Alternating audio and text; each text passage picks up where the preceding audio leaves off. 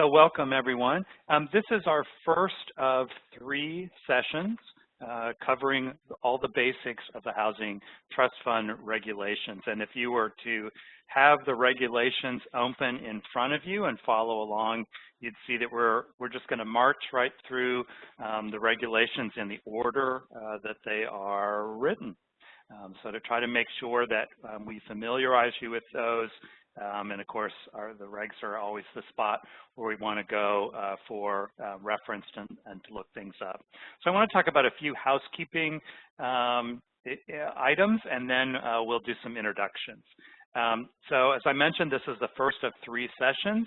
I think it will be important for folks to attend all 3 sessions. Know that these sessions are being recorded. So if for some reason you needed to miss one of them, the recordings of the sessions will be posted on the HUD Exchange and be available for you along with the materials for that. The link was sent out for the materials prior to this session. So I'm hoping that folks have printed out those handout versions of the slides so you're able to use that to take notes as we go along. I think most folks find that to be useful for them. If for some reason you didn't get that link for the materials, if you want to use the chat box and communicate with Kate, our host today. You'll see on the drop-down list for the chat box, the ICF event host will connect you with Kate. She can try to help you with that. So with that, let's do some introductions. Carrie, you want to introduce yourself? Sure. Hi, everyone. I'm Carrie Kronberg with ICF. I worked for a long time in state government in Colorado. Shout out to those of you from Colorado. I've seen at least one of you on the list. But I helped set up and establish our HTF program when we first got our first allocation around 2016. And I'm excited to be here talking about it with you all today and a couple of days next week. Great. Thanks, Carrie. And I'm Les Warner. I've been working with ICF for the last 15 years on training and technical assistance, but prior to that, I worked at the state level. I headed up the state of Ohio's housing community development programs. You've got 2 trainers that have lots of state experience, which hopefully will help a little bit with this.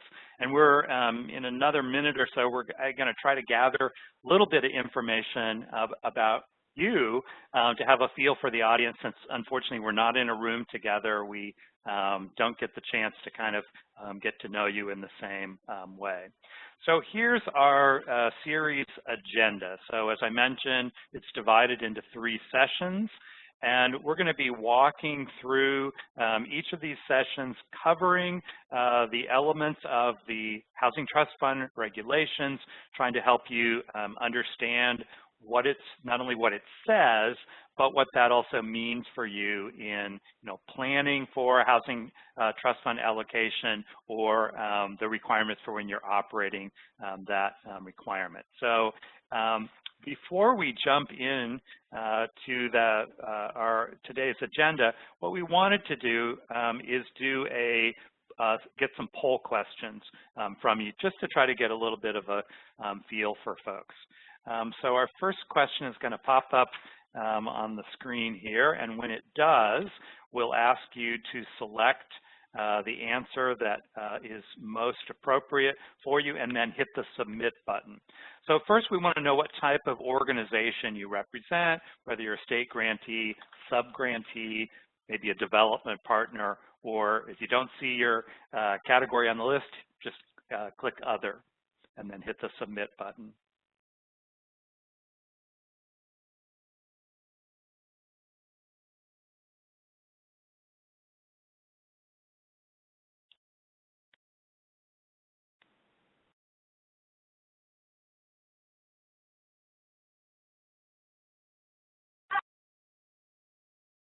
We should have results in just a minute here. The poll has closed.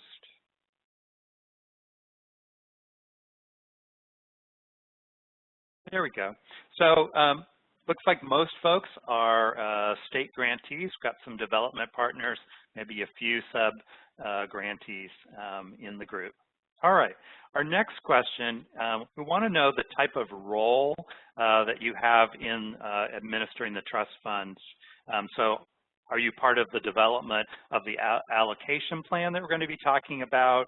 Are you more involved in oversight of the funding itself and compliance? Are you more involved in project implementation, or maybe a mix of the above? If you'll click on the, your best answer and hit the submit.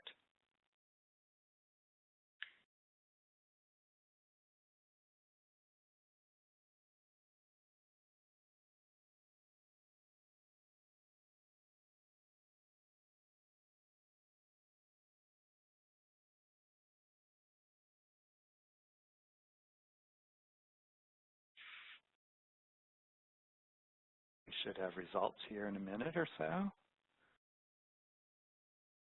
There we go.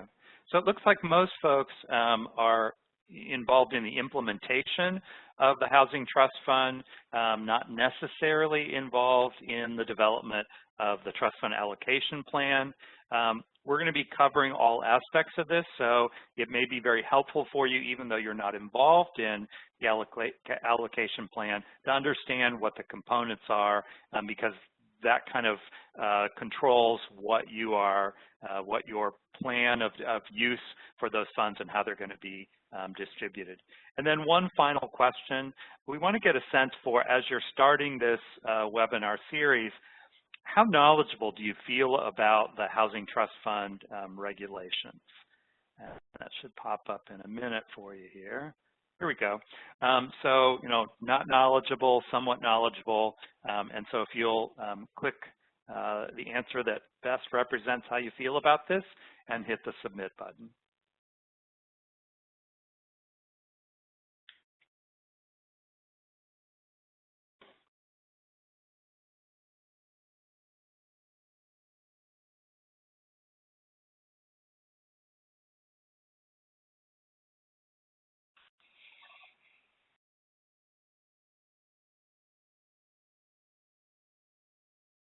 All right, and the poll has ended.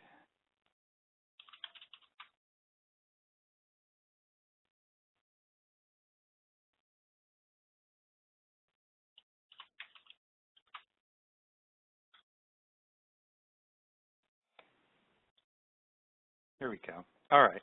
So, we've got a mix here.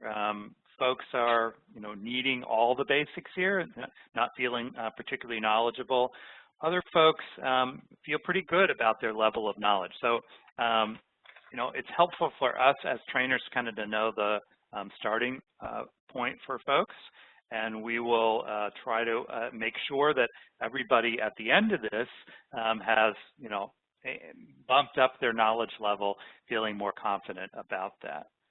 I close out the poll on my screen. We can then move forward. All right, so what we're trying to do as part of this training series is to provide everybody with some basic training, and that may be useful not only for you, but over time. These are going to be resources that will be posted on the HUD Exchange. And so for staff, for partners who need to understand the basics of Housing Trust Fund, this becomes a resource for folks. And we're going to be, as I mentioned, we're going to be walking through in the sequence order of the regulations themselves. So at the end of this, folks will have a familiarity with all of the regulations for the Housing Trust Fund program. So today we're going to start with an overview of the program, talk about the allocation plan, which is pretty important up front, and then begin to go through the program requirements and talk a little bit about eligible activities. So first thing to know here is that Housing Trust Fund is created a new source of funds. So it's non-appropriated funding, meaning it is not coming out of the federal budget. but we're going to be talking about how these funds are being paid in from other sources. And so it added, at the point we first got the Housing Trust Fund, it added a whole new source of funding, which then is being used in coordination with federal, state, and local resources that were already available. And the particular thing about the trust fund is that its target is on increasing and preserving decent, safe, affordable housing, but it's targeted to lower income groups than we tend to see with our other sources. So it's targeted for extremely low income, which would be 30% and below, and very low income households, 50% and below. So that includes homeless families, and the primary attention on this is to rental housing. And this is really a gap that is underserved by the mix of other funding sources. So it became a really important addition to the sources that were already available to try to address needs specifically of this lower income target for this. So really critical addition to those existing resources. And we're going to be talking in a lot more detail about specifically what you can do with it, but having that new addition is really critical. So we're going to introduce some of the program features. We will be talking in more detail about, I think, each of these as we go through the training. But specifically, as I mentioned, our focus of the beneficiaries for Housing Trust Fund are primarily for beneficiaries that have incomes less than the greater of the ELI limit, 30%, of area median income, or at below the 30% AMI and the poverty line. Now, I want to note here that there's some additional criteria that's included within the regulation. So at 93-250, there is language that calls out that in any fiscal year where the total amount available for that total allocation of Housing Trust Fund is less than $1 billion, then 100% of the Housing Trust Funds must benefit extremely low-income families. So that's at 30% and below. And we are currently and have been at that level where we have not yet exceeded the $1 billion level.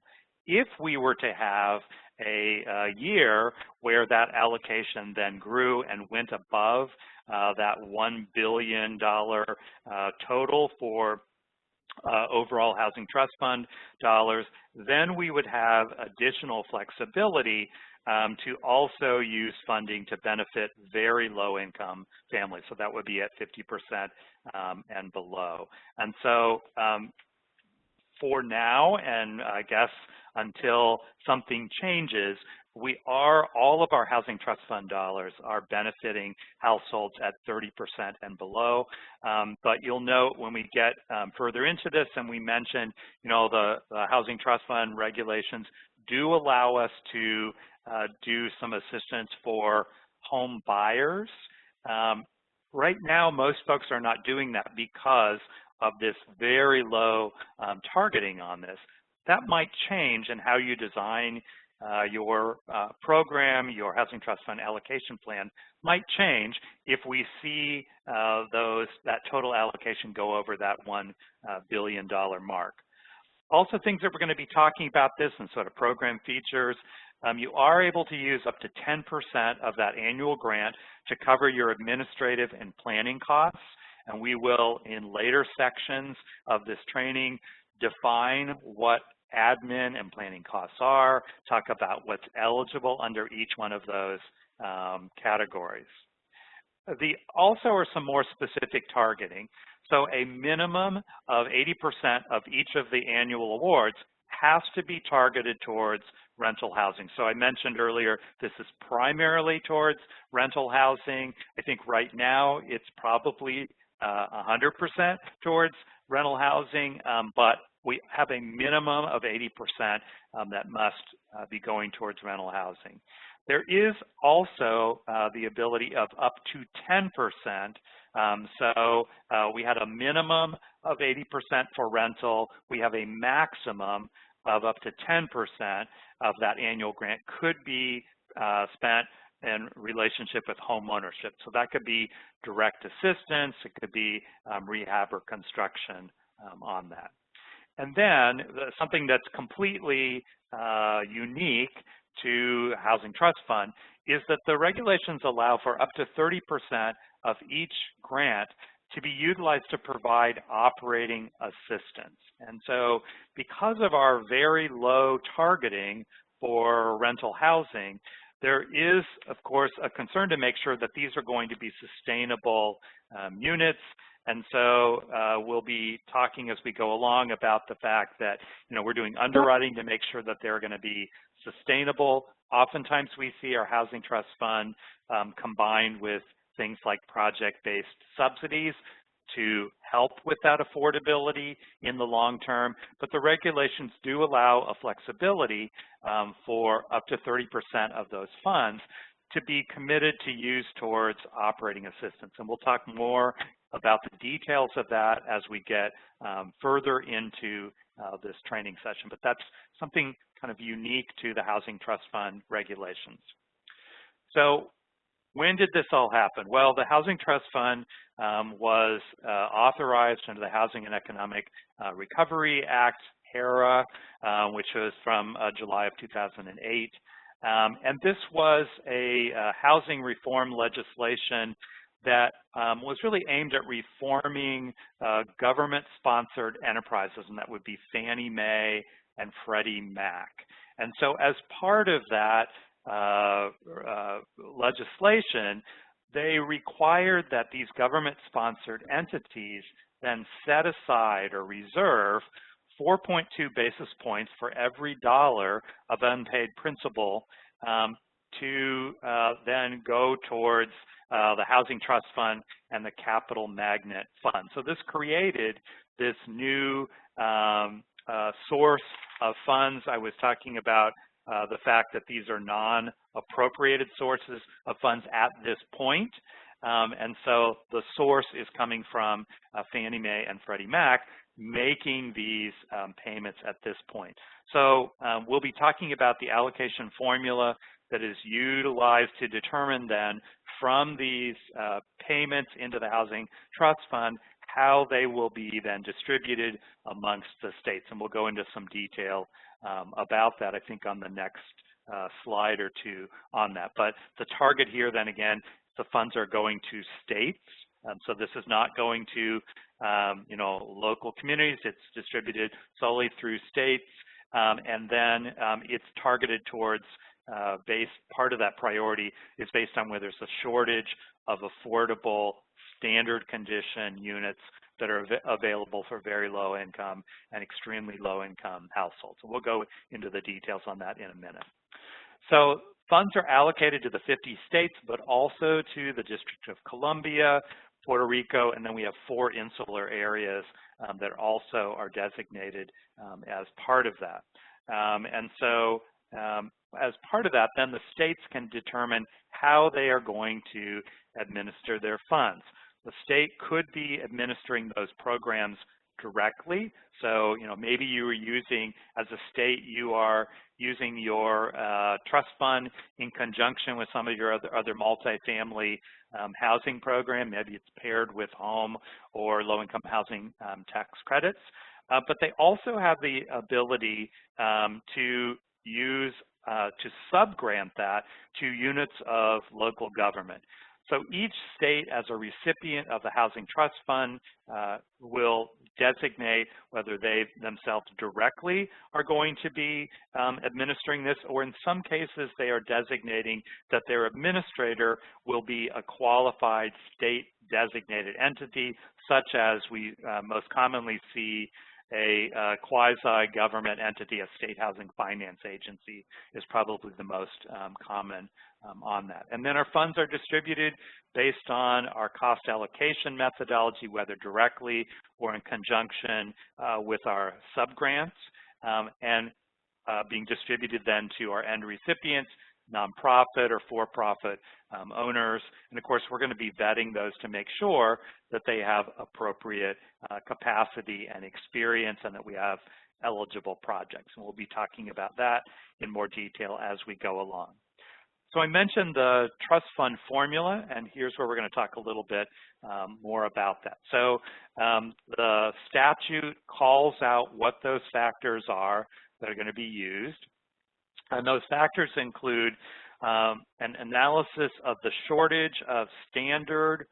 Standard means in acceptable condition, the condition of those properties. So in standard condition, rental units that are affordable and available to extremely low and very low income renters in that state. So we're looking at needs, shortage for those units. Also looking at the number of very low income households that are paying more than 50% of their income for rent, so households that are rent burdened. That also includes then looking at the number of units for that state that have been reported as having incomplete kitchen or plumbing or more than one occupant per room. And that's something that's being collected as part of the census information. In addition to those factors then is this comparing the construction costs for that state as compared to other states. So there's a factor, a multiplier factor that's used in and then determining that final formula amount for each of those states. So there is a statutory minimum allocation. So all states, District of Columbia, will at a minimum receive $3 million. And so in the case where we have not enough money to be able to follow the formula as it's laid out, then there would be adjustments that would be made on a pro rata basis for that. So our process is for our allocations is that after the point that our GSEs have reported and made their contributions for into the Housing Trust Fund, then HUD is going to be processed and calculating that, and within 60 days after that formula determination, there would be a Federal Register notification for that year's allocations. Those are posted on the HUD Exchange. There is a Housing Trust Fund landing page, which is what the visual is on the right of this screen. And we'll be talking about that later as one of the key resources where, that landing page will also would be where you would find all of the Housing Trust Fund related resources. So that's probably something you're going to want to save to your favorites on that. In some cases, we will have states that fail to expend their funds, commit or expend their funds, and so those funds would be paid back in return, and those then go into a pool to be reallocated in the next succeeding year. Those states that had lost those funds would not be eligible for that additional allocation. But that's our process if there are funds that are captured because a state has failed to meet its commitment or expenditure requirements. So we're going to be talking about the importance of making sure that cost allocate or the trust fund allocation system is in place and that you're moving forward on schedule to make sure that you would not have the risk of any funds being recaptured. So that distribution of assistance is something that's going to be laid out within the allocation process, and it needs to match that state's assessment of your housing needs, much like we do with home and CDBG, where we have our our strategic plan and our action plan, where we're looking at those needs and then making our allocation plan or use of those funds based on those identified needs. So we mentioned that there are two ways for a state to be able to utilize those funds. They could be utilizing the funds directly, and so operating programs directly where they might be soliciting applications, processing those, and then making funding awards directly, or they could be providing funds to a sub-grantee, a unit of local government, who then would be following those requirements. So when we have a sub-grantee who is a unit of local government, they must also have a allocation plan, and it would need to align with the state's allocation plan in the use of those funds. So they would need to line up. We wouldn't want any conflicts between the state's allocation and that local plan. Let's see, and they would be following the guidance at 24 CFR Part 91 as part of that. All right, with that, we're going to move into and start talking about the Housing Trust Fund allocation plan, and I'm going to turn things over to Carrie. Thank you, Les, and you can pass the ball to. I'm going to try to transfer the. Okay, great. Yes, there we go. Great. Okay, so let's dig in a little bit on the allocation plan. Like other HUD CPD planning processes, this is developed by each HTF grantee following the HUD publication of the grantee's allocation, and then it's submitted to HUD for approval. So it's a communication tool largely, as well as a planning tool, but it's how you communicate to HUD, stakeholders, and the public at large what your plan is to prioritize activities and award and spend HTF funds. And then, of course, HUD approval is required to move forward with that plan. Oftentimes, the HTF allocation plan is completed as part of the annual action plan process. If the timing is right, because as Les mentioned, sometimes HTF funds aren't appropriated; they come from this other source.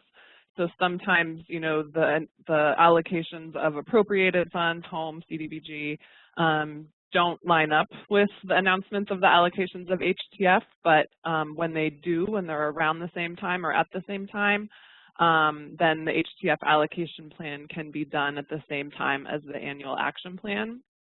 If not, then it has to be an amendment to the annual action plan and consolidated plan.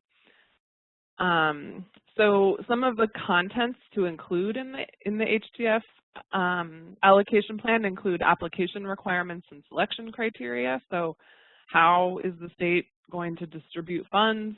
What are the eligible activities and how are those going to address needs? What are recipient and project selection criteria? And then, Les mentioned, and we'll talk a little bit more about this on the next slide, this ability to use a sub-grantee if the state grantee wants to award, say, to an HFA, or maybe to a local government to administer at least part of the allocation, then that needs to be identified in the allocation plan. Okay, so if using a sub-grantee, here's a little more detail on what needs to happen when grantees opt to go this route to administer at least a portion of their HTF program. So the state needs to execute a written agreement with the sub-grantee that says, how much of the HTF funds will they administer, and then the associated terms and conditions. And as Les mentioned, the sub-grantee must submit an allocation plan as well. And so if that's at the state level, it would just be the state's allocation plan because there's only one con plan and associated plans for each state. But if it's at the local level, then there would be an additional allocation plan submitted by the local sub-grantee. And then keep in mind that all approvals of both the grantee and the sub-grantee's allocation plans, if those are different, have to be received from HUD before the subgrantee can commit funds. And then as Les mentioned, because you have two allocation plans in this circumstance, they really need to align. So if a state grantee is opting to use one or more subgrantees, they should ensure, coordination on allocation plans and that they don't contradict each other. The subgrantee's plan obviously can't be out of compliance with the state's plan, but it could go above and beyond the state requirements and goals. So stricter property standards, for instance, if, say, maybe the local jurisdiction has stricter property standards than other parts of the state. And then another area where coordination is needed is to track compliance with commitment and expenditure deadlines. So those are pretty tight for HTF. Les mentioned what happens when grantees don't commit or spend their funds on time, and it has happened where funds have been surrendered back to HUD. And so keep in mind that commitment deadline is 2 years from the date that HUD signs the grant agreement for HTF. And then the expenditure deadline is 5 years from that date. So, careful planning and coordination is really essential because that time can fly by. Okay, so similar to other review and approval processes associated with the CON plan, HUD has 45 days to review the HTF allocation plan and provide feedback. That 45-day clock starts when HUD receives the required SF424s and certifications or email notification that the plan has been submitted in IDIS. In my experience, our HUD rep would sometimes come back with a few questions that may or may not require changes or clarifications in IDIS. They might, if they wanted us to clarify something, push it back to us, and then we would do that. Once we were all on the same page, then the plan would be approved. Okay, so now let's talk about what has to go into that allocation plan. So as mentioned, first, of course, you have your required certifications. If the timing works out and the allocation plan is submitted with the annual action plan, then all required submissions must be included for HTF as well. So that SF424 would go with the annual action plan. And then as well, all other certifications. But again, when that timing doesn't line up, sometimes the HTF allocation plan is submitted after the CON plan or action plan. If funding was announced, say, 6 months later than appropriated funds. And you have deadlines associated with when those funding announcements come out and when, you have to submit a plan. So that in that case, the allocation plan would be submitted separately. And so when the allocation plan is submitted separately, the HTF grantee needs to update the CON plan with the required certifications for HTF as well. So, another example is, say, CDBG has that hard deadline of August 16th for submitting your annual action plan to access that year's funds. So if the HTF allocation didn't align with that, then HUD would permit the annual action plan to be submitted without HTF, and then the grantee could substantially amend it later once the HTF allocations are announced. Okay, so HTF allocation planning is done as part of the Econ planning suite, so it's been incorporated into that. I think when it first came out, it was a separate attachment, but since then it's been incorporated into the Econ planning suite that those of us who work on this are familiar with. So screens that need to account for HTF funds include the executive summary, citizen participation requirements, the strategic plan, and the annual action plan, and we'll go into a little more detail on these over the next few slides. So the requirements associated with allowing citizens to participate in the planning process, which are here at this citation 91115, those also apply to the HTF allocation plan.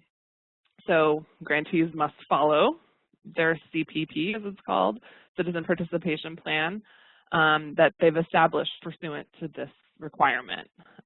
So, states need to allow for citizen participation and comment, and keep in mind, especially for citizens of low and moderate income that may benefit from HUD CPD programs.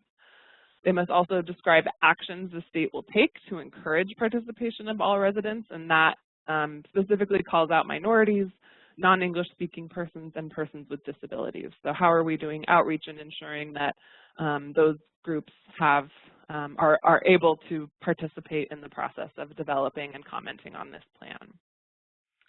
And then as for screens in the Econ Planning Suite where citizen participation requirements are addressed, that is in the executive summary, as well as, not surprisingly, the citizen participation process.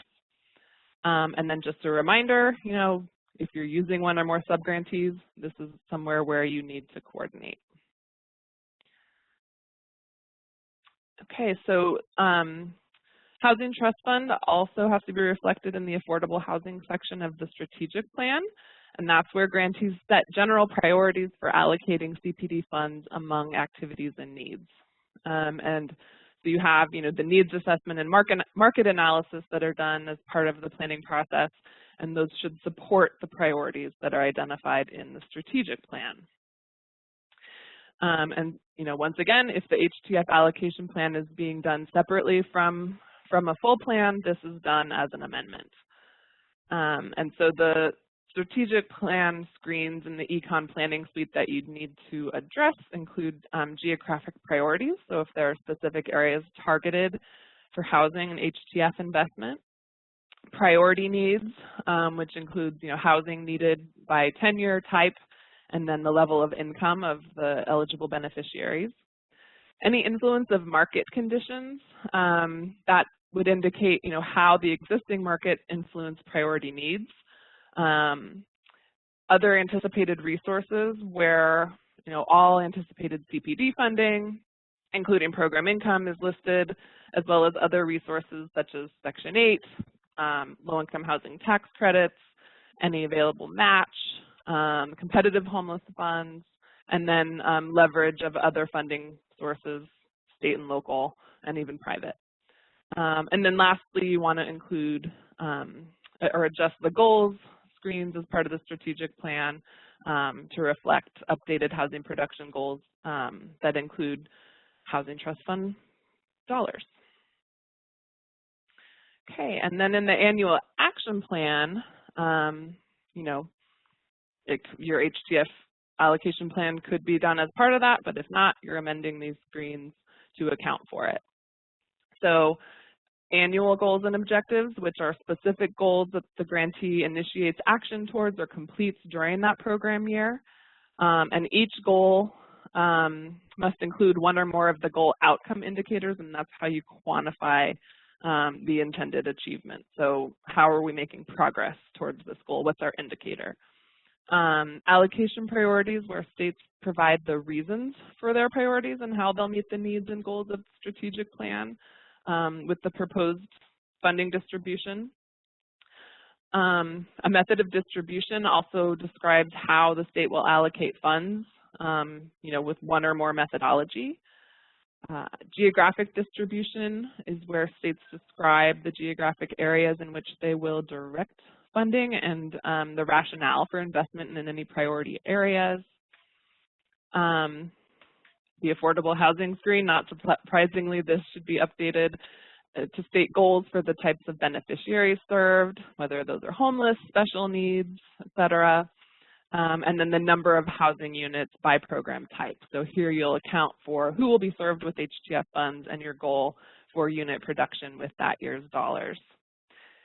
And then, homeless and other special needs activities is also needs to be addressed for HTF. This is where you enter one-year goals and specific actions to carry out the homeless strategy outlined in that section. Keep in mind who we're targeting with HTF funds, extremely low-income households. So HTF is an important source of funding for serving those highly vulnerable populations that may be experiencing homelessness. Additionally, barriers to affordable housing. So you want to talk about actions it can take and how HTF funds can help reduce barriers to affordable housing that you've identified in the market analysis and strategic plan. And then finally, any other actions, where the grantee indicates other activities they will undertake to address other challenges, such as, fostering and maintaining affordable housing, coordinating with other government entities or funders. So you want to account for HTF in that section as well. Okay. So now we'll talk specifically about the HTF allocation plan itself. There are requirements around that in Part 91. So as mentioned earlier, if the state will use one or more subgrantees, how many times are we going to say this? Make sure you address that in the allocation plan.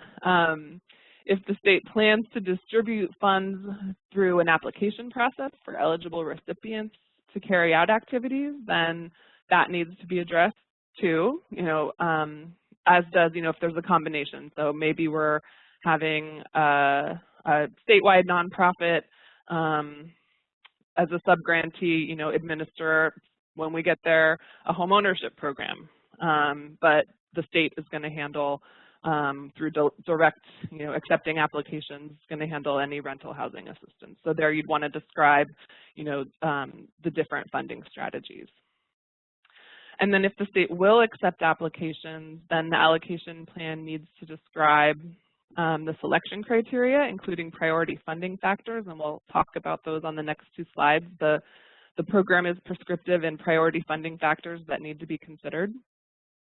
And then additionally, any eligibility requirements for proposed activities and funding recipients. So those are also outlined in the regulations cited here. They include things like a demonstrated ability to carry out the work in compliance with the requirements and in a timely manner. So you want to ensure that, when you're making awards of HTF funds, that to a developer that, they've demonstrated financial and management capacity, for instance.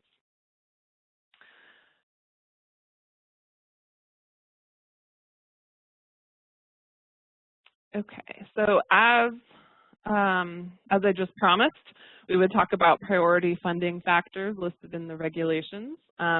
So states need to indicate that in the allocation plan and also indicate the relative priority of each of these. So these are the priority funding factors that you have to use, but you determine how they are prioritized relative to each other. So those include geographic diversity, so ensuring there's an equitable distribution of funds, or that if funds are targeted to a specific area of the state, that there's a reason for that. But that should be a consideration in awarding funds. And then the applicant's ability to commit funds in a timely manner. So, we talked about that 2-year commitment deadline. You don't want to be up against the wall on that. So you want to ensure that if you're awarding funds to someone, that they're able to move quickly once an award is made to get those funds under contract and committed. And then this is a similar requirement associated with the 5-year expenditure deadline. The applicant needs to be ready to undertake eligible activities timely. So you don't want to sign a contract and then not have the project start for a while, right? You want to ensure that funded projects are, I think as we say, shovel ready. And then finally, to ensure HTF beneficiaries can afford to live in their units and that the project can still cash flow, another priority consideration is the rule, is for project-based rental assistance, whether that's available or not, because that can be a really great source to ensure, both housing stability and project viability. Okay, some additional criteria that need to be prioritized include the duration of the affordability period. So, the minimum is 30 years, right? But, if a project can demonstrate that they can be feasible and commit to a 50-year affordability period, you might want to prioritize that one over another. Additionally, you've identified the state's priority housing needs in the consolidated planning process and in your allocation plan. So, how are we, or do you want to incorporate, or you have to incorporate the merits of the application in meeting those priority housing needs? So where does that priority fall? And then finally, one of the most valuable things about HUD's funding is its ability to leverage other private, state, and local dollars. So you could also prioritize based on leverage that a project can bring to the table. Okay, so there are certain requirements once we get to the point of accepting applications. There are requirements that are applicable to HTF applications. So, make sure that the application includes a description of the eligible activities that will be conducted, and that the applicant, if they are successful, understands what's eligible and what isn't. They also do need to certify that HTF-assisted units will comply with HTF requirements. And then you can find more information on these HTF-specific requirements in the Econ Planning Suite Desk Guide. It's a very helpful resource kind of explaining all of these screens cited here, and so you can find more information there about application requirements. Okay. Additionally, the allocation plan has to include performance goals and benchmarks. So where are you going with your funds, and how are you measuring progress along the way? So the associated screens are listed here, and the grantee or sub-grantee can meet this requirement by including HTF in its housing goals in the housing table on the Econ Planning Suite SP45 and AP20 screens. And then in addition, the grantee or sub-grantee can acknowledge compliance with this by saying yes or no, compliance or non-compliance, I guess, to the question on whether a sub-grantee, if there is one, established performance goals. So a couple of things specific to HTF that are a little bit different if folks are familiar with the HOME program. So one big one is that, for HOME, the per unit subsidy limits are determined by HUD. For HTF, those are determined by the grantee. And the allocation plan must identify the per unit subsidy limits, and they need to be reasonable and data informed. And specifically, they should be based on actual costs of developing non-luxury housing in the geographic area. So each grantee needs to submit their maximum per unit development subsidy amount, and then accompanying justification as part of that annual HTF allocation plan. So some factors to consider with that include maximum per unit development subsidy amounts. You need to adjust those for the number of bedrooms and for the geographic location, and construction and land costs vary by area. So grantees may want to establish multiple areas or multiple limits for the state. But if a grantee determines a single limit is appropriate for the entire state, it should submit documentation supporting the determination that there wasn't significant variation in construction or land costs. And then maximum per unit subsidy amounts should be based on the actual total development costs, including costs that aren't eligible to be paid with HTF funds and costs that are funded from other sources besides HTF. So you want to also take into account the subsidy limit or the cost of meeting applicable codes and standards for rehab or new construction. So if you have an area that has, say in Colorado, we had mountain communities, they might have higher codes and standards. If it snows a lot, right, you might have a different requirement in that area that's more expensive, and it's more expensive to construct. Okay. Finally, so if HTF funds will be used to rehab existing housing or buildings to convert to housing, the state's HTF allocation plan must include the state's rehab standards. And these need to be pretty detailed, including work methods and materials. So health and safety standards, major systems, lead-based paint, accessibility, resilience to or mitigation of disasters. Those are all things that should be covered in those standards. They also have to include the specific Uniform Physical Condition Standards, or UPCS. There are inspectable items that HUD specifies, and they need to include those. And then HUD has published guidance on rehab standards, and those can be found in the FAQ posted on the HUD Exchange here. So there's the FAQ, and then there's an appendix of the FAQ that provides even further guidance. So that's a really helpful resource that if you are working on those rehab standards, probably want to check out. Okay, now we're not here yet with homeownership, but when we get there, if HTF will be used to assist first-time home buyers, then the HTF allocation plan should include the resale and or recapture provisions. And then just remember, like home, these provisions need to be improved in writing by HUD separately from the allocation plan or annual action plan. So, you know, as mentioned, because the size of the fund nationally has not yet exceeded $1 billion, HTF has to serve 100%, has to serve households at or below 30% AMI, so we haven't yet seen anyone use HTF for home ownership. So I think every allocation plan I worked on said this section wasn't applicable.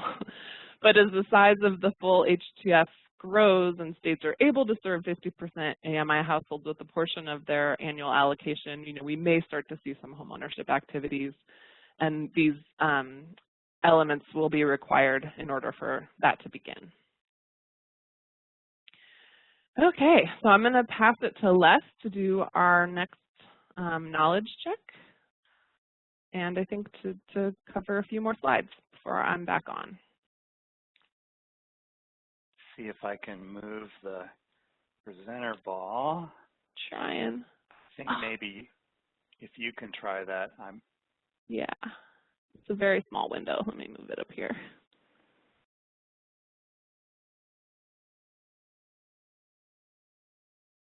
But it should be popping up, right?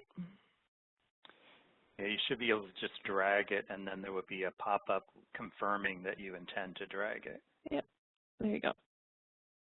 There we go. That worked. All right. Thanks, Carrie. So we're going to pause for a moment and do a couple of knowledge checks before we move on. So we'll get those popping up in a moment.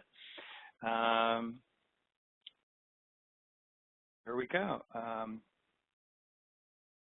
See if it gets us to the next question. Here we go. All right. So our poll question, states using a subgrant for Housing Trust Fund will need to complete which of the following?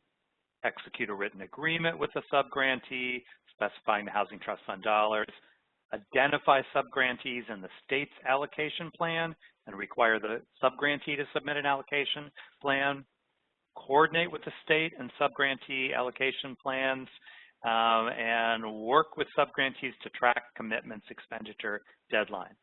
So select one or all of these, and then hit the submit button.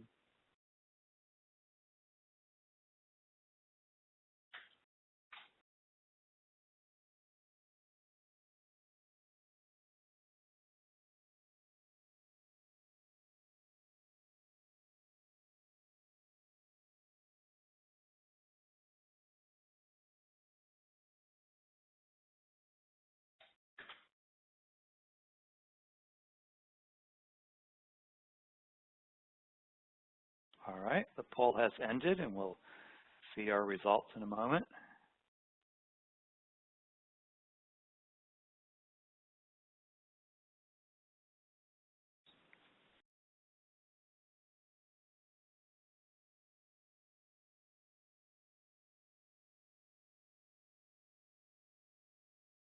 All right, so it looks like everybody who answered got this correct. So it's important, and I know we've kind of stressed this as we were going along, to understand that as part of that Housing Trust Fund allocation plan, you're going to identify, are you going to directly administer the Housing Trust Fund dollars?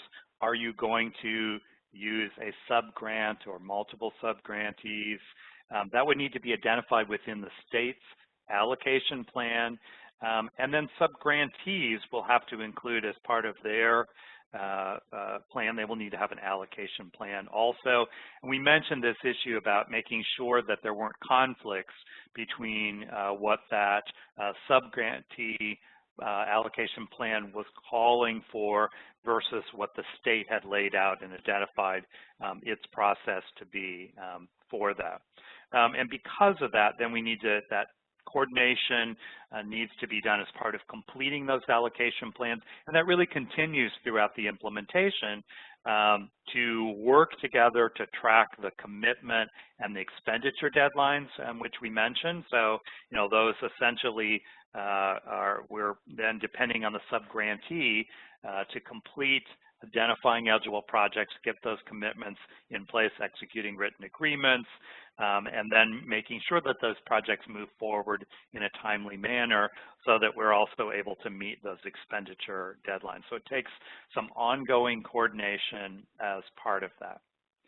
All right, so we have a next knowledge check question. Here we go. So our maximum per unit development subsidy limits are set by HUD for Housing Trust Fund and updated annually. Is that true or false?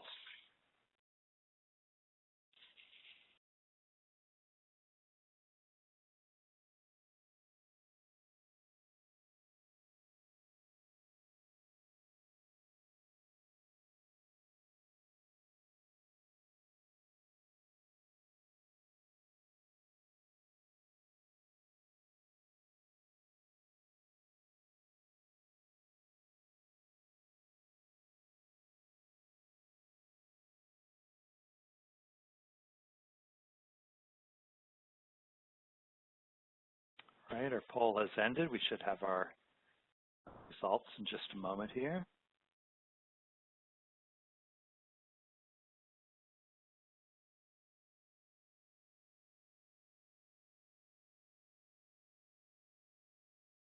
All right, so we kind of had a mix on this. So the correct answer here is false.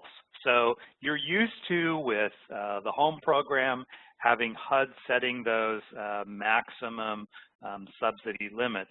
But trust fund allows the local grantee, the state, to establish within your allocation plan what your maximum subsidy limits are going to be. And of course, keep in mind, we are with Housing Trust Fund. We're doing some different projects other than what we might be used to with home. And so you've been given the flexibility to be able to set those at the state level. So they need to be based on what you believe are projected actual costs. They would need to be reasonable on that. So they may be different than what you are using for the home program or tax credits or PIH limits that might apply to some of your other projects.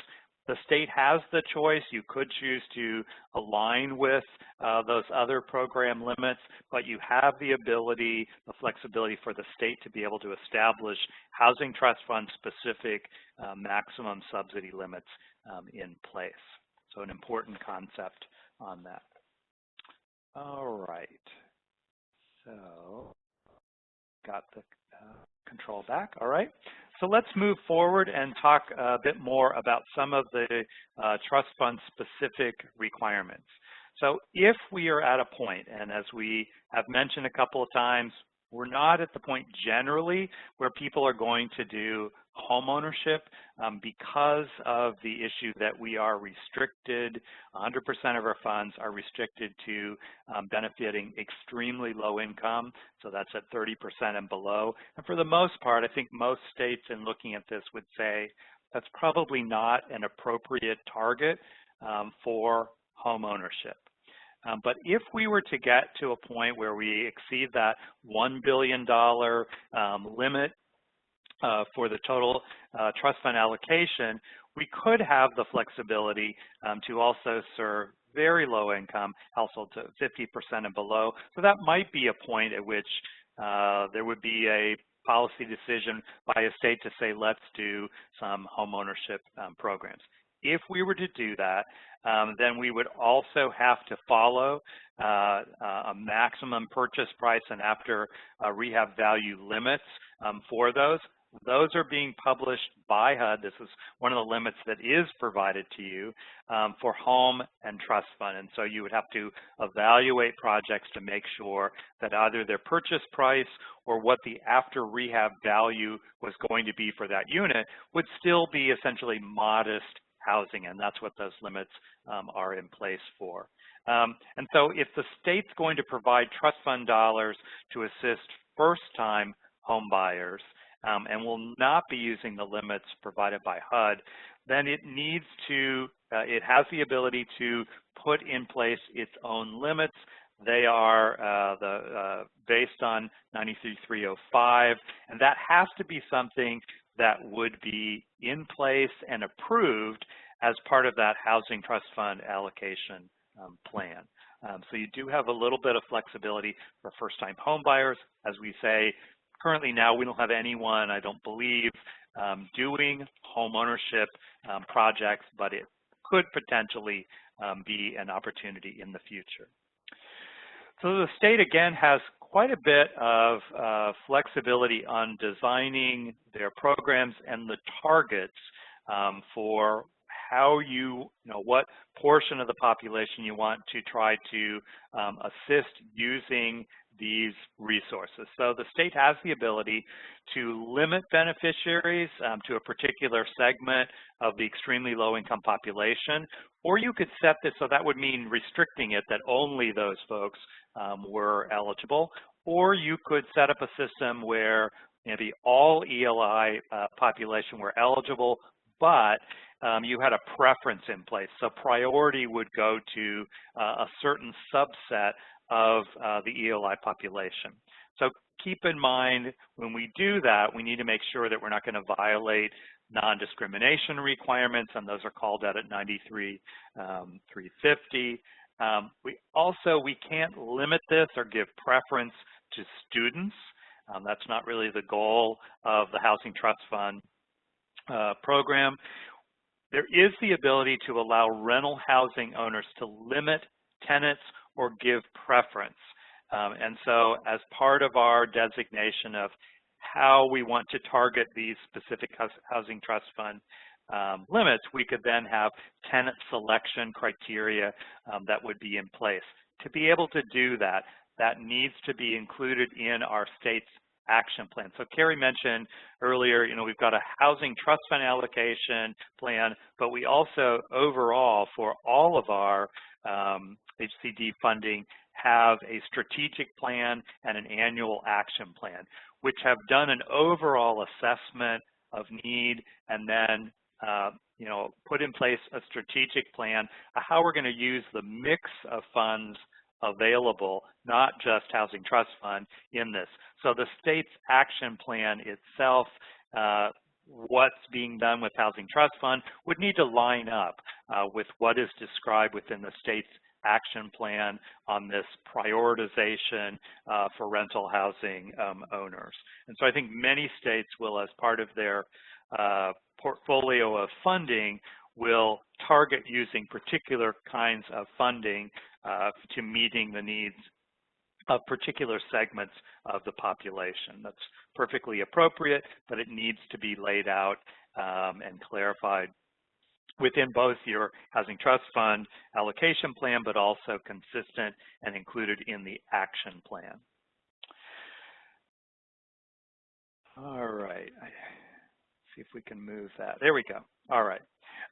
So we also have some requirements or a policy decision essentially to make about refinancing of existing debt in conjunction with rental housing. So sometimes when we are looking at a potential Housing Trust Fund project, we also see this in other programs, where part of the challenge is the existing debt structure for that project, and for this project to be sustainable, to be able to make this project more affordable. So you can, as part of your consolidated plan, lay out refinancing guidelines of when you'll be willing to do refinancing, what your terms and conditions would be, what your process would be.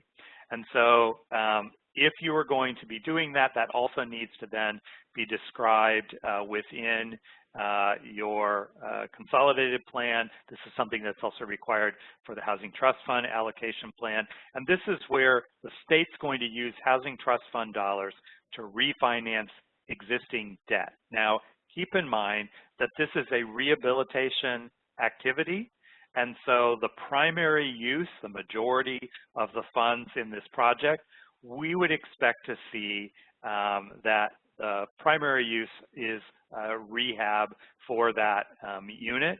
And we would expect that there would be, a ratio that the majority of those funds were being used for rehab rather than refinancing. And so that would be called out as part of your policy standards under your refinancing guidelines on that. Now, there are certainly some states with trust fund and other programs that have said we're not going to do refinancing, but I think more commonly we'll see these would be the limits, the terms and conditions under which we would do that, and then there would need to be documentation in that file that you did provide refinancing to be able to show that that was completed. And that might be that you're using trust fund dollars to pay off existing debt for a project, but it also could be that you are, and that's probably more common, but it also could be that you were paying the costs related to refinancing existing debt with another private lender, which would be more affordable.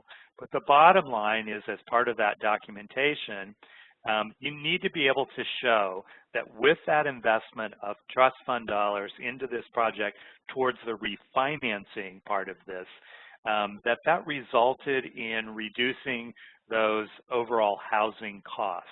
So we have to be able to justify that investment of those additional housing trust fund dollars that were used for the refinancing to show that in return, we made those units more affordable. So if we have, a project that is carrying existing debt, that no longer is part of their ongoing expenses, that would allow them to be able to afford and sustain more affordable rents. If we are able to refinance and get a lower interest rate on that existing financing, that would also result in that same sort of reducing the cost for that project, which then needs to result in more affordable housing for that. All right, so let's kind of shift in and begin to talk about program requirements. So grantees need to make sure that they're going to administer their trust fund program that's providing housing that's suitable to facilitate and further compliance with the Civil Rights Act, Fair Housing Act, and HUD regulations that are related to that. And I mean, this is our normal requirement that we would have for all of our other programs. We're trying to facilitate more choice in housing opportunities, and so we need to think about all aspects of our project. We talked earlier about things like tenant selection criteria. We're going to be talking in a moment about things like our site and neighborhood standards, trying to make sure that we're expanding the opportunities, that we are marketing our programs so that those least likely to know about the opportunities are going to be aware of that. And so that needs to be part of our policies and procedures and incorporated into the overall operation of our Housing Trust Fund. So site and neighborhood standards. For those of you that work with the home program, this may be something you're familiar with, but a lot of times folks have kind of skipped over this. So site and neighborhood standards is requiring that you have a protocol, have standards in place that you will evaluate when you are proposing making an investment in new rental housing, that it's going to be an appropriate site and the surrounding neighborhood are going to be appropriate for that affordable housing. So that might include things like, access to transportation, not placing that new rental housing that you're creating in areas that have high density, minority concentrations, crime, other sorts of issues. We're trying to expand housing opportunities and choices that are available to folks. And so you're required to have site and neighborhood standards that you would adopt. And as part of that, then anytime you had a project which was funding the new construction of rental housing, you would utilize those site and neighborhood standards and include that documentation in your file to that as you are making that decision of, is this a project that I want to fund with Housing Trust Fund dollars, you would evaluate, is this an appropriate place to put this new housing? And that will be part of your decision-making process. You might go back to that developer and say, based on our site and neighborhood standard review, we want you to consider a different site. These are our concerns.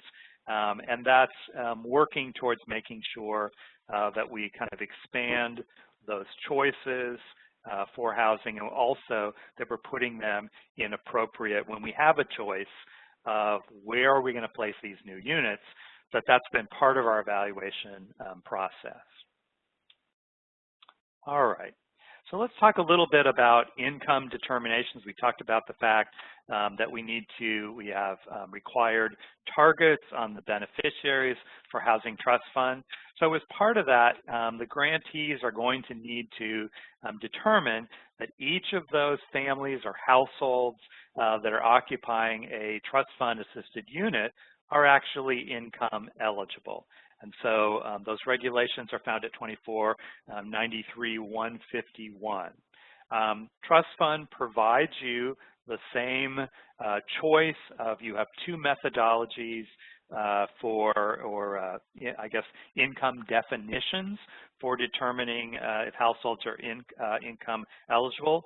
You could use the Section 8 Part 5 regulations, which probably are the most common, or you also have the option of choosing to use the IRS 1040 definition of adjusted gross income.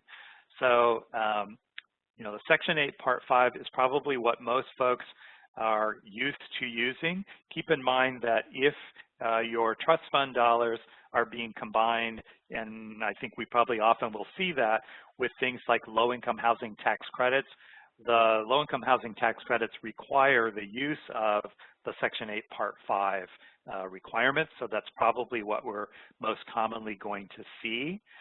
If you were to choose to use the IRS 1040 adjusted income definition, know that this is not that you are just saying, oh, show me your tax form, but this is looking to the 1040 form and following the adjustments that they are making when that 1040 form is used to determine what a household's adjusted gross income is. So you're going to have to maintain familiarity with that 1040 form. It changes from year to year, but that's our definition of what are we going to count, what are we not going to account, what adjustments are going to be made. So you need to adopt one program or one definition that you're going to use per program and for each rental housing project. So we want to make sure that, we are not, Mrs. Jones who lives on, the second floor, we're using 1040 to define her income eligibility, but we're using Part 5 for somebody who lives in another part of the project. So we're using consistent methodology on that. All right, so that's at our initial occupancy, but we also have an ongoing annual income determination to make sure that our households continue to be eligible. So we have more flexibility here. We could use our standard of source documentation and collecting at least 2 months of that source documentation. So that's things like, getting pay stubs or wage statements, bank statements. We might have someone who was unemployed or on, a disability income. And so we would collect that documentation for a minimum of 2 months as part of our collection to then make that calculation on their income eligibility. You also have the ability to use a written statement and certification, so a self-certification from that household, identifying household members, all the income, and then making sure that, and that would be based on the income definition that you have chosen. You also will have the opportunity to use a written statement from a government program administrator, so another means-tested government program. So for instance, I would presume that many of our households, because of being targeted at 30% and below, may also have Section 8 project-based assistance, and so we could get a written statement from that program showing that that household had already been means tested and determined to be income eligible for their program, and so by definition they will be eligible for the Housing Trust Fund program. So that does give you a little bit of flexibility that might streamline that process a little bit.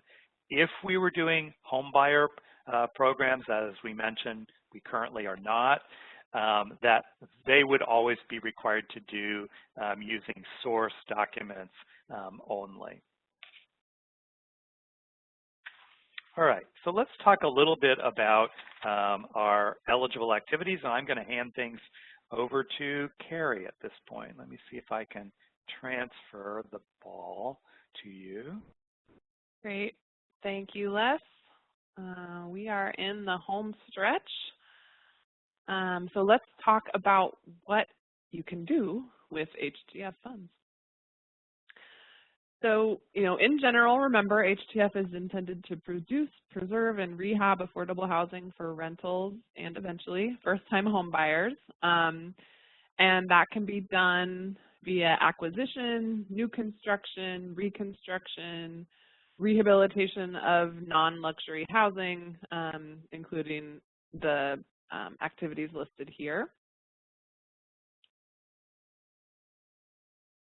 So when we're doing the acquisition, this first general category of eligible activity, so let's talk about a few more specifics on that. Acquisition costs can include the cost to purchase vacant land. And then additionally, if there are existing improvements that need to go in order to deliver HTF eligible housing, then demolition costs for those improvements are also eligible. And then keep in mind, we talked about this a little bit before, we're looking for shovel-ready projects. So land banking isn't allowed. You can't buy a site with sort of a loose plan or idea to develop HTF eligible housing sometime in the next 5 years.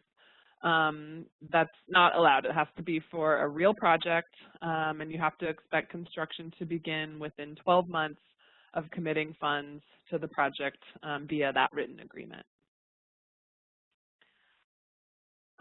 Something else to talk a little bit about is manufactured housing unit. This is really an important piece of the affordable housing supply and probably the most commonly found naturally occurring affordable housing, at least in some parts of the country. So it is eligible with some key caveats. You can use HTF to purchase a manufactured housing unit, rehabilitate a manufactured housing unit, or also to purchase the land on which one or more HTF-assisted units will be placed. But the housing unit needs to have some permanent features, and there needs to be an expectation that owner can live there for a long time. So it has to be connected to permanent utility hookups. It has to be on land that the unit owner also owns, or it has to sit on land on which the owner has a lease for at least the period of affordability. And that lease should also set the rent amount or account for reasonable increases over time. And that's just to ensure that the homeowner won't be economically displaced if they're renting, say, a lot on a manufactured in a manufactured housing community, and this happens. We hear about it more and more. Maybe a mom and pop manufactured housing community changes hands to a more profit motivated owner, and they plan to dramatically increase the rents. So, it was happening quite a lot where I worked in Colorado. I know the state has taken some steps to try to mitigate that. But, we'll talk about ineligibility at the end of this, but if the unit doesn't meet the affordability period, it's ultimately not eligible. So you need to make sure that there's a long-term lease so that the owner won't be displaced.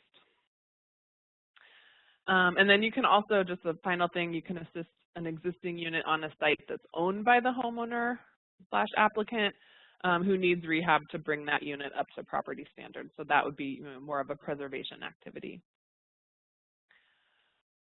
Okay, when we have multi-unit projects, which is fairly common, right?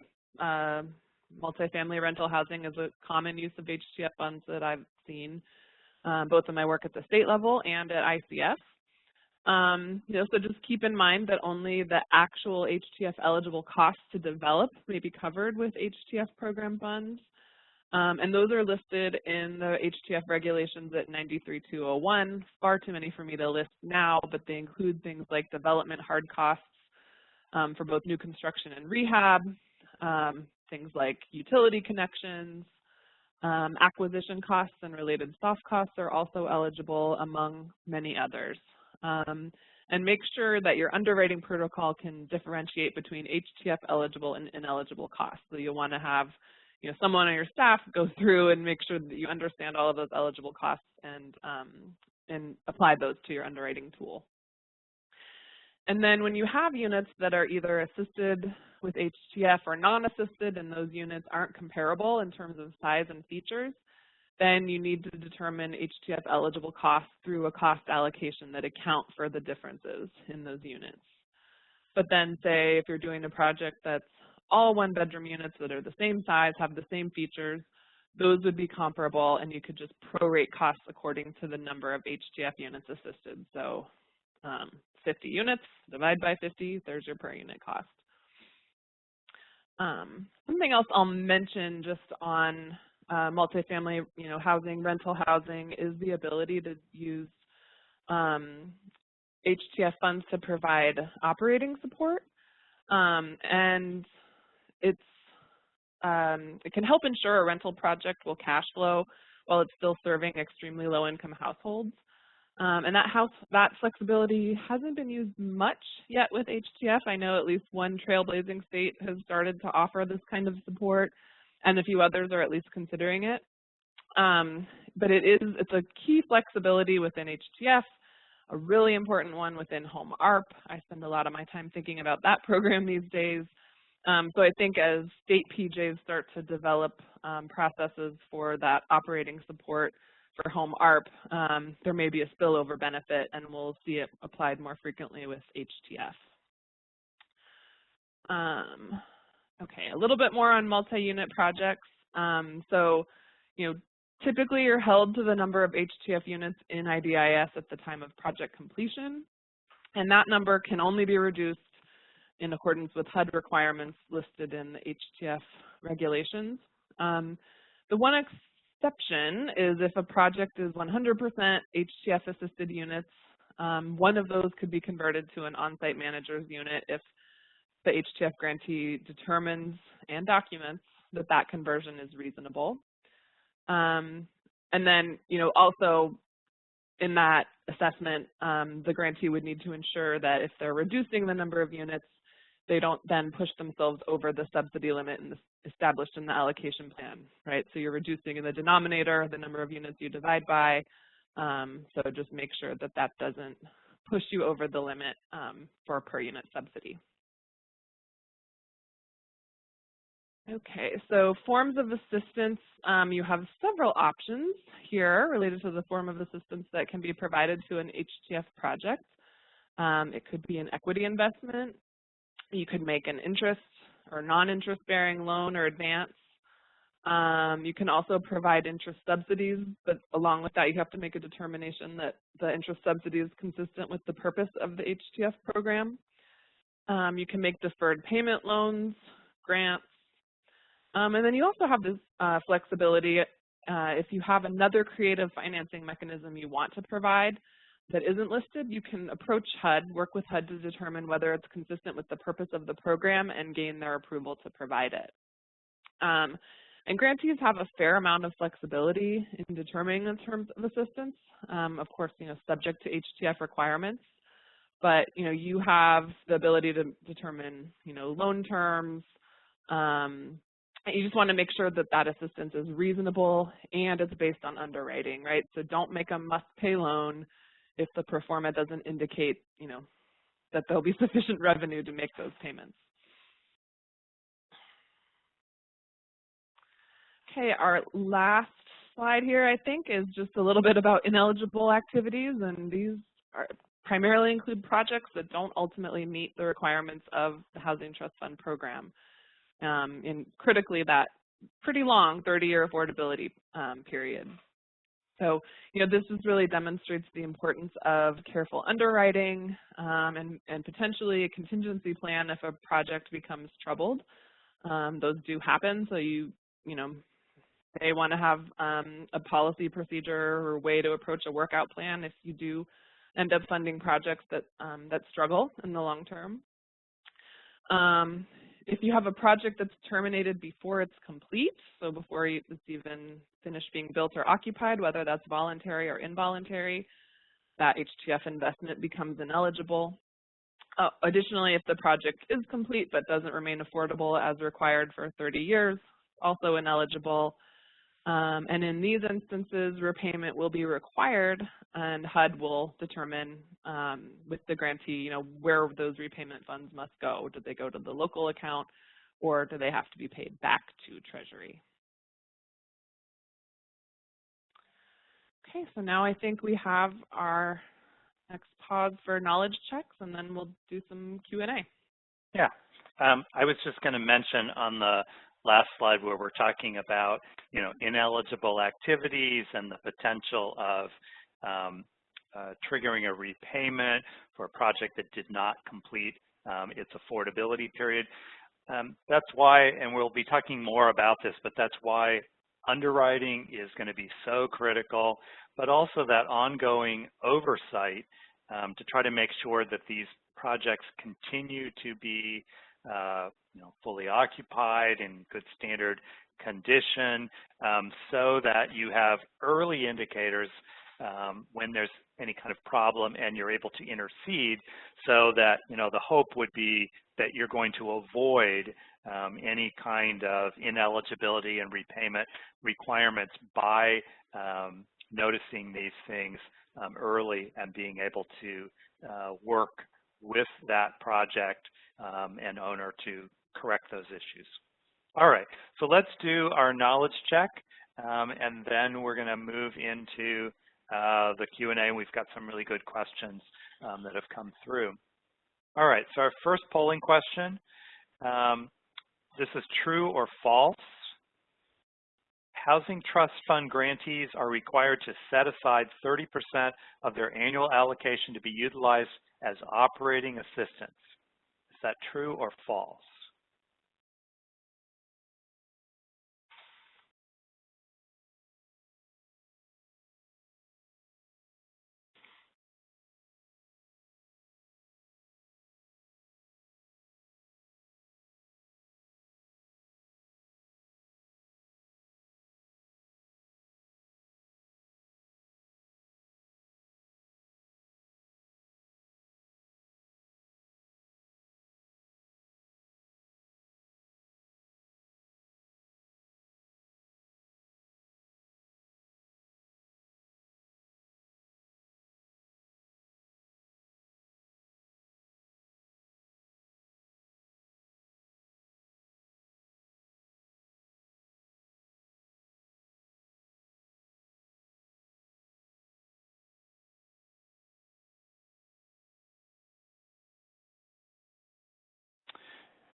So most folks got this right. So it is false that it is a requirement.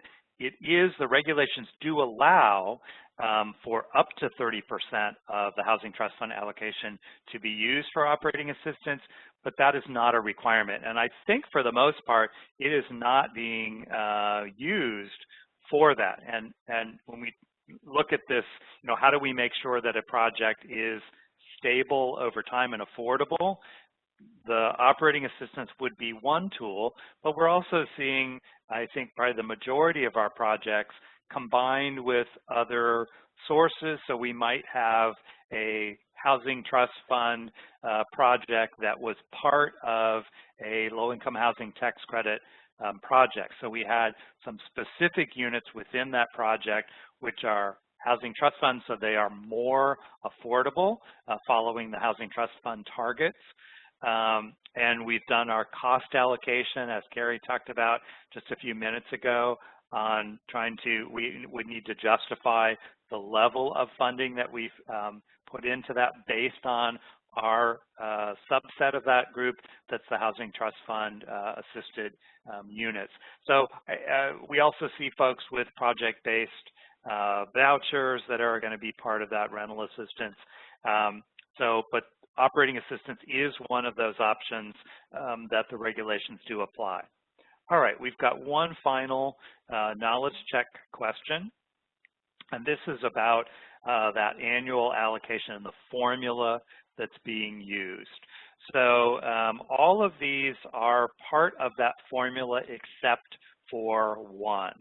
So we have shortage of affordable rental units in standard condition available to ELI and so extremely low and very low income households, construction costs in the state versus an aggregate cost across all states, an allocation factor based on total population of the state versus other states, number of units lacking complete plumbing and kitchens, or number of LMI renters paying more than 50% of household income for rent.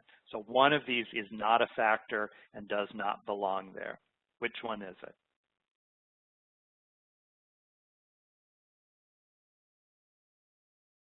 And if you'll make that selection and hit the submit button.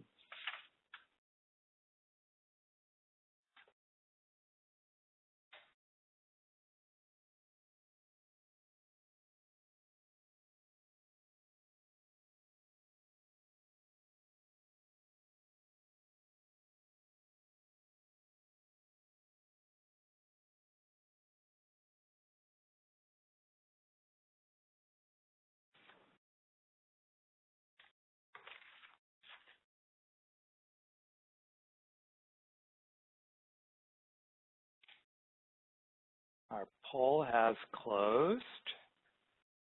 We'll have our results in a moment here.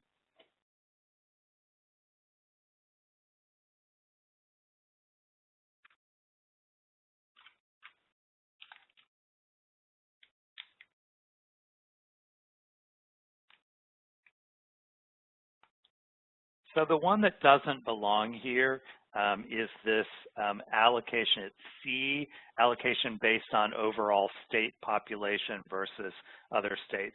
So it's not just about, you know, who has the most population and we're going to give them a larger allocation. It's much more focused based on need and specifically looking at, you know, extremely low and very low income renters, about condition, availability of appropriate units for them. And then also we have this multiplier based on the construction cost for the area. So recognizing that some states are going to need a larger allocation to do the same project because their costs are going to be higher. All right, so that completes our knowledge checks. And now we're going to go into our question and answer. And I'm actually going to switch I have these sorted for ones that had been answered, but I want to see all of them.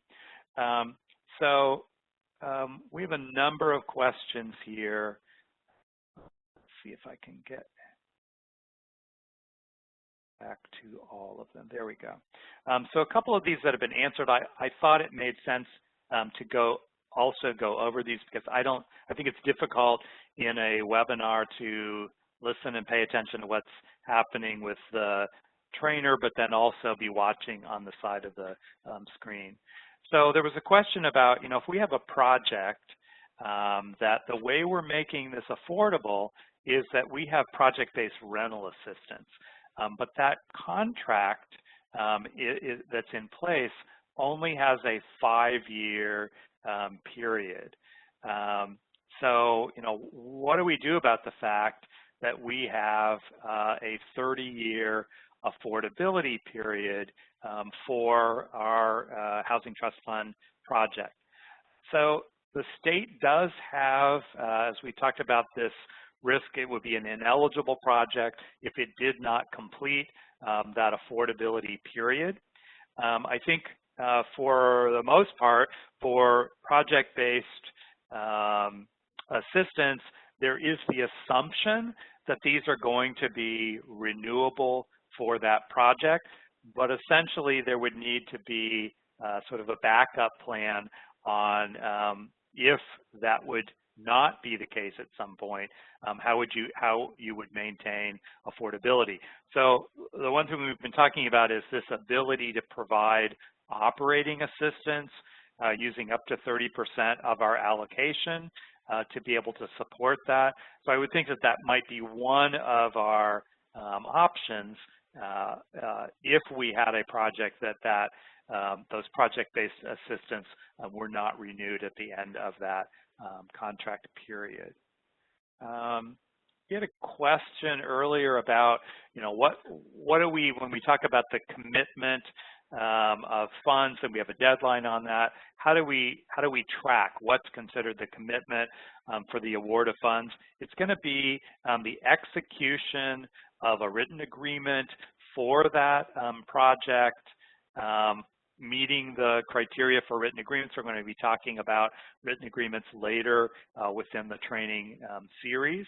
But that would be at the point that we have a commitment. And many of you will have, you might have a project that you have reviewed and it is waiting for other funds to be committed. So you might have made a conditional commitment on that, or, we found this project to be eligible, but we need that written agreement to have been executed to be able to meet that criteria of a commitment of those funds.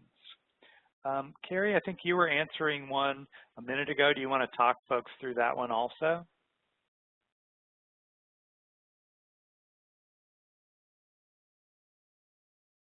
Carrie, if you're speaking, you're on mute. I thought I clicked it. Can you hear me now? I can, yeah. Doing a lot in this tiny window. Yeah. So a couple questions came in. One was about cost allocation, and folks may be familiar with the cost allocation method and requirements under the home program. Are those the same or similar to for HTF? And it should be a similar process. If you look at the regulations side by side, home and HTF, where they talk about that, it's practically identical. And so it would be a similar process where you look at, what eligible costs and versus total costs, et cetera. And I think they could follow the guidance and the models that have been provided for home as a way to do that. Also, that's a resource for folks. Right. Another question we got was if funds have to be repaid because the affordability period wasn't complete. Is that done on a pro rata? So if we had made it through 20 years of the 30-year affordability period, could we maybe just have to repay a third of the funding invested? And you'd be working directly with HUD on this, but the regulations don't mention or account for any kind of proration. They indicate that you would have to repay the amount of HTF funds invested in the project. Yeah, I think that's, the definition of having met the eligibility criteria for your investment meant you had to have completed a 30-year period. So I would believe the same as we would have for home, that there's really not a mechanism to say, well, you get partial credit on this. You haven't met the terms on this, which is why that underwriting very carefully, keeping an eye on projects throughout that affordability period to make sure that they are financially stable, but will continue to be really important to make sure that that does not occur. Right. There was a question I had answered earlier where they were kind of asking in relation to some strategic planning, are there particular criteria that might be used for prioritization on that?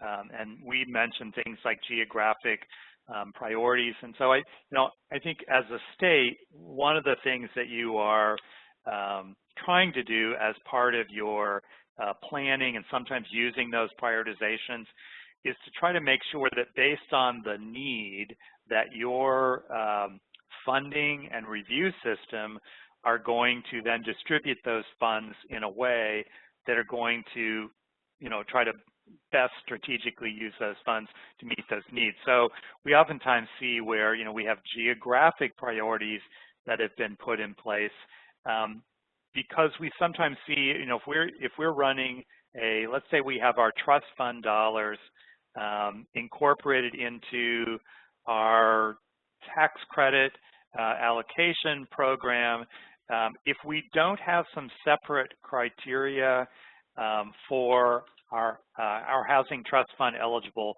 projects, we may have allocated the other funds that are needed without meeting those the housing trust fund priorities. But also this issue of I've got need in both rural and urban, and if I don't either set aside some funding or give some prioritization, sometimes we see that all of our funds are going to a particular category of need, and we're missing meeting some of that. So this priorities or restrictions are one of the ways that one of the tools that you use based on the need that you have and how to best match your funds to the needs that you've identified.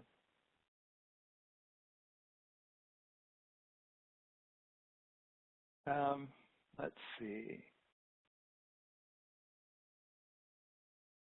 Carrie, we had a couple of these about where the data is coming from for the allocations. I don't have further information on that, but you might. Yeah, I'm just going to the rule. The allocation process is something done at HUD. The formula is something closely guarded. We don't see the sausage making that goes on. It doesn't identify in the regs what the source of that data specifically is. Yeah, well, it says it's the most current data available from the Census Bureau is all that I see in that section. Yeah. So it's pretty general about where it's coming from. And then for the other question about data sources, about determining local needs. So, there is CHAS data, that you can use. I know that, in working on our con plan, there was pre-populated data that we could pull in, but we also used other sources, when we had some concerns about HUD data or felt like we had some more accurate information. So I think it's really going to vary widely by state, just depending on other sources out there. If you have, say, a housing interest group that's, doing a study on the shortage of rental housing available to ELI and VLI households, you may want to pull that in and kind of do some comparative analysis and see if you can land somewhere in the middle of all of those data sources.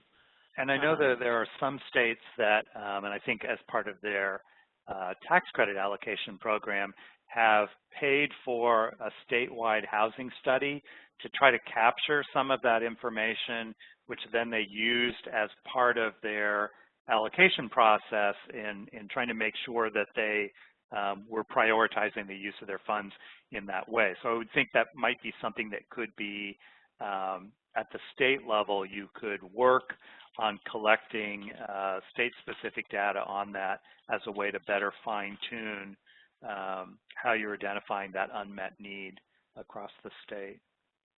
Great. There was a question about where to find the trust fund income limits, and we mentioned we'll also have a resource page on the final resources, but there is a housing trust fund landing page on the HUD Exchange. I believe there also is on HUD.gov, and that's where you'll find pretty much everything that you would need for Housing Trust Fund is going to be posted on those landing pages. I would also mention for folks for the HUD Exchange, as part of registering with the HUD Exchange, you can indicate the programs that you want to receive updates and information on. And that's a good way, if you include Housing Trust Fund on that list, that as announcements related to Housing Trust Fund allocations, new limits were being posted, that those notifications would come to you, and that's probably helpful for folks in trying to make sure they stay up to speed on that. Yeah, and I did post the link to the income limits page where they're all posted for 2022. Perfect. And then, Carrie, we had this question about the CFDA number and CFA reporting. I don't have an answer to that. I don't know if you have had any exposure to that or not. I don't have it memorized, but I think it's something that you could probably find pretty easily with a Google. That's usually where I was going when I was working. When in doubt, so, Google. Yeah, Google. Yeah, so I'm sure it's available. Yeah, I can't pull it up right now. Okay. That looks like it has handled all of the questions that have come in. We'll be here, we'll keep this open for another minute or so, but I just want to remind folks, we've got a new question here. I want to remind folks that this is a three-part series, and so our next two deliveries are on June 1st and June 2nd. You will again get a reminder on that and also get the linkage for the materials. So we have a new question. Do states need to examine all income determinations, or is this something that can be done at the development level? We only do file audits, owner certifications, and asking should they have tenant documents sent to us.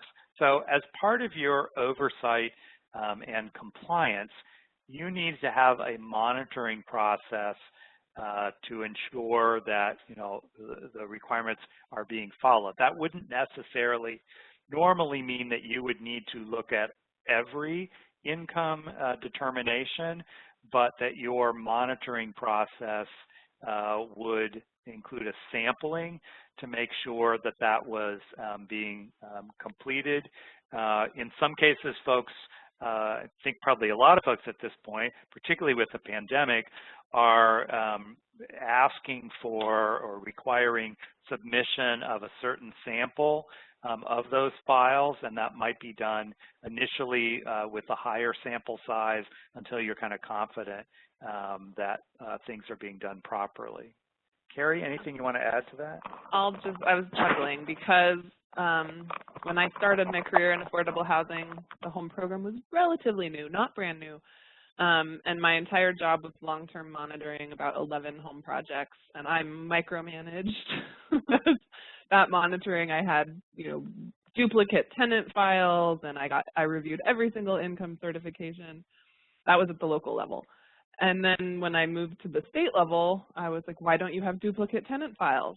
And we're like, well, we have 300 home projects. That's just not possible for us to do. So I think, you know, you want to have a reasonable risk-based monitoring policy, as Les said. And I would say, too, if you start to find issues, right, if you're doing a sampling of tenant files and they all have concerns, well, then maybe you want to, you know, review the rest of them and uncover the rest of what's going on. But, you know, if you do that reasonable sample, everything looks great, it's all documented, calculated correctly, then you probably don't need to look any further. So. We had a question that came through the chat asking about, is there a model monitoring checklist available somewhere?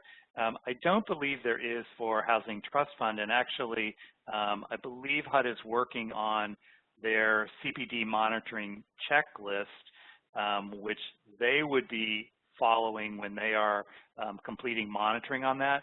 And that's always very useful in you know, crafting your internal monitoring and what you're going to use with partners with that. And you know, keep in mind, thinking about, you have additional program design elements that would need to be incorporated into that. So I think you could, for now, run through the regulations. Okay, we know we have an affordability period. We know we have income limits. We're going to be talking through things like property standards. So beginning to build that out based on that. And then I think at the point that there is the CPD monitoring checklist that HUD's going to be using, I would want to then, you know, build off of that and double check to make sure that your system has been set up in a way that you're well prepared for when that monitoring occurs. And then we had a question that came in. We've been talking about the fact that until the Housing Trust Fund dollars go beyond that $1 billion mark, that we have this restriction on 100% of the funds needing to be utilized for households at 30% and below. So there was a question about, do we see the program opening up to help first-time home buyers within the near future? And if so, do we have a guess on the time frame? I don't have any guess on that at all. That would be, I would be paid a lot more if I had that kind of insight. So I think all we can do is watch that, and then if we see that, then thinking about, is that something you want to, do you want to modify what you as a state are choosing, how you're choosing to use the trust fund dollars? You've got other sources in the mix of home and CDBG funds that also allow you to assist for home buyers. So I would guess a lot of folks are going to say, where I don't have funds that I can necessarily target this really deep targeting at 30% and below, and that's a real gap in what I'm providing. I would guess a lot of folks are going to say, I think I'm going to keep my trust fund more targeted and maybe use some of my other resources on that. But that's really a decision that has to be made by each state on what their needs are and their best way of using that mix of funding. And I'll just add, we absolutely can't predict what Congress will do. But, one avenue, there are proposals out there that do really, really increase the funding to HTF and expand, I think, and do start to appropriate some funding, but those haven't been enacted, and, who knows? Like I said, we can't predict what Congress will do, but that piece is really up to them. The other avenue, the size of the fund has slowly been creeping up. I think it's 760, 770 million. Closer. This year, kind of like somewhere in there, and so it's getting closer and closer to that $1 billion mark just from the Fannie and Freddie set aside. So, but as to a time frame, we can't predict, because that's also driven by the activity in the private or in the housing market, homeownership market. So if we see increases in interest rates, we might see some of Freddie and Fannie's activity levels reduced. So, I mean, there's a lot of factors that play into that. Yeah. So we've got a question about, if the affordability is not being assessed and we have a sub-grantee that's unwilling to perform that annual analysis of affordability, is the project no longer in compliance, and do we need to repay the trust funds that were used to build the project? So to maintain compliance, we are required to complete an affordability period, and as part of that, you have to be in compliance with the overlay of, occupancy on that. So you, as the trust fund grantee, need to have systems in place to be able to evaluate that. Now, whether that's being done by you as the grantee, or whether it's a sub-grantee that's performing and then reporting to you and you're reviewing that, ultimately the state as the trust fund grantee has that liability or risk of having the repayment of funds be triggered on that. So, I mean, it's why very carefully on the front end, you're reviewing projects, you're evaluating the capacity of sub-grantees and recipients as part of that, that you have ongoing oversight processes. You've got a written agreement that has clauses that clearly lay out what the roles and responsibilities would be for that sub-grantee. And so typically if they've violated the written agreement requirements, you're going to try to require, if there's a repayment, for them to be responsible for repaying you on this. But ultimately, as the state being the recipient of the trust fund dollars, it is the state's risk and liability. Carrie, anything you want to add to that? I think I would just add, you may want to have, I think in our, in Colorado, in our, affordability enforcement documents, we would indicate that not only did the developer have to, or the project owner have to cooperate with our staff to do monitoring, but also HUD or other, government entities that might be designated. So I think you'd probably want to have that ability for sub-grantee to monitor, for you as the grantee to monitor, and then also for HUD, so that, if the sub-grantee did refuse, then maybe you would have the ability to monitor and get things back on track. Because as Les said, the responsibility ultimately lies with the grantee. And sometimes you're able to actually work with other funders who have money in that same project who are also at risk if there's a compliance issue to kind of push that issue. But yeah. All right, so we're at the top of the hour. So I want to thank everybody for your participation, really good questions. And so join us next week on the 1st and the 2nd, and we'll cover the rest of the trust fund regulations and hopefully fill in the gaps for you. Thanks, everybody, and we'll see you next week. Thank you.